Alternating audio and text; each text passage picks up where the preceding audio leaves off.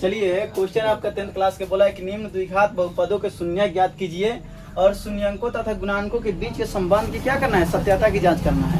यानी शून्य का योगफल और शून्य का गुणनफल ज्ञात करना है। ओके, आइए हम इस क्वेश्चन को सॉल्व करते हैं। सबसे पहले हम क्या लिखेंगे जी, सॉल्यूशन लिखते हैं। यहाँ पर देखिए, यहाँ पर जो लास्ट में आपका जो सी का मान होता है वो नहीं दिया है। क्या नहीं दिया है, सी का मान नहीं दिया है। फिर हम इसको सॉल्व करने की कोशिश करेंगे।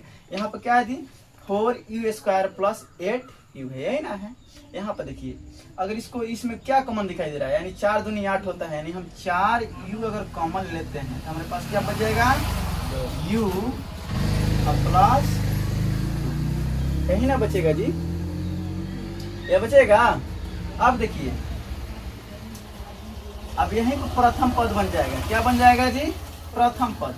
प्रथम पद बराबर क्या हो जाएगा, 4u तथा दूसरा पद क्या बन जाएगा आपका, u + 2, यही ना होगा। अब देखिए, शून्य को बोल रहा है निकालेंगे तो इसके आगे हम शून्य मान लेंगे। तो जैसे हम शून्य मान ले, प्रथम पद का निकाल रहे हैं तो क्या हो जाएगा जी, 4u बराबर क्या हो जाएगा, 0। तो u बराबर क्या हो जाएगा जी आपका 0/4, यानी u का मान हमारा क्या आ गया, 0। और दूसरा शून्य निकालते हैं। दूसरा आपका क्या दिया है जी, यानी u + 2, यानी u + 2 बराबर, इसको 0 मान लेंगे। यहाँ समझिए पहले, तो u इसको पक्षांतर करेंगे तो प्लस तो माइनस में 2 चल जाएगा, यानी हमारा u का मान क्या आ गया जी, 2।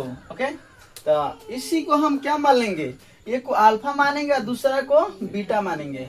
अब देखिए, यहाँ पर हम लिख सकते हैं यहाँ पर कि अल्फा बराबर 0 तथा बीटा बराबर क्या हो जाएगा आपका, -2।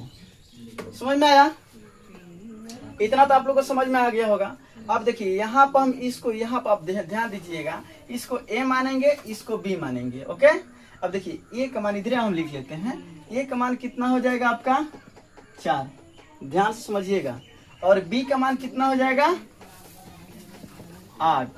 और c का मान कुछ नहीं हो तो हम 0 ले लेंगे। कैसे, अगर इसको प्लस हम 0 करेंगे, 0 जोड़ेंगे तो उतना ही मान आएगा। तो हम c बराबर क्या ले लेते हैं, 0 लेते हैं। इतना तो समझ में आ गया आप लोग को। अब बोला है शून्यकों का क्या निकालना है जी, योगफल निकालना है। चलिए यहाँ पर हम लोग बनाते हैं शून्यकों। क्या लिखेंगे जी, शून्यकों का योगफल बराबर क्या होता है, अल्फा + बीटा बराबर -b/a। इतना तो समझ में आया। देखिए, अल्फा का मान कितना दिया है आपका, 0। अब प्लस बीटा का मान कितना दिया है, -2। तो कोष्ठ में -2 आ जाएगा, बराबर -b। तो -b का मान कितना दिया है जी, 8।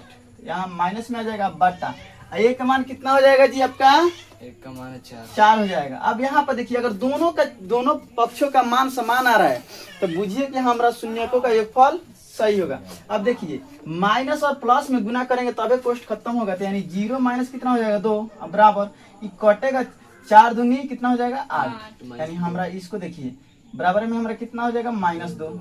इसमें से अगर 0 घटाते हैं तो -2 ये बचेगा, यानी -2 बराबर -2।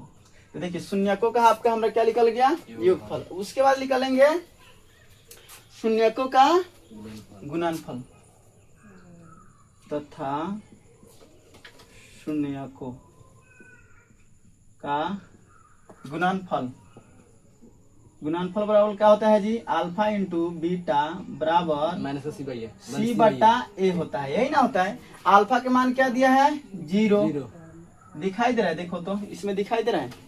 अल्फा के मान क्या होता है, यहाँ से हम लिखते हैं, अल्फा का मान क्या होता है, 0। और गुणे, यहाँ पे इंटू है तो इसलिए हम गुना ले लेंगे। बीटा का मान कितना दिया है आपका, -2, यानी -2 बराबर सी का मान कुछ नहीं तो हम 0 ले लेते हैं, क्योंकि हम सी का मान 0 माने हैं यहाँ पर, 0। अब बाटा ए का मान कितना है जी आपका, 4 है। ओके, अब देखिए, 0 में कोई भी संख्या से गुना करेंगे, चाहे वो आपका क्या बोलते हैं, माइनस में हो, चाहे प्लस में हो, चाहे रूट में हो, उससे कोई मतलब नहीं रहता, 0 ही उसका मान होगा। तो 0 या -2 में गुना करेंगे तो क्या हो जाएगा, 0। ओके। और जीरो में कोई भी संख्या से भाग करते हैं तो उसका भी मान क्या आता है? जीरो। देखिए दोनों पक्ष का मान समान है, इसका भी जीरो आया, इसका भी आपका जीरो आया, तो बुझिए कि हमारा शून्यकों का गुणनफल भी क्या है? सही है। ऐसा करता है आप लोग ये क्वेश्चन समझ में आया होगा। तब तक के लिए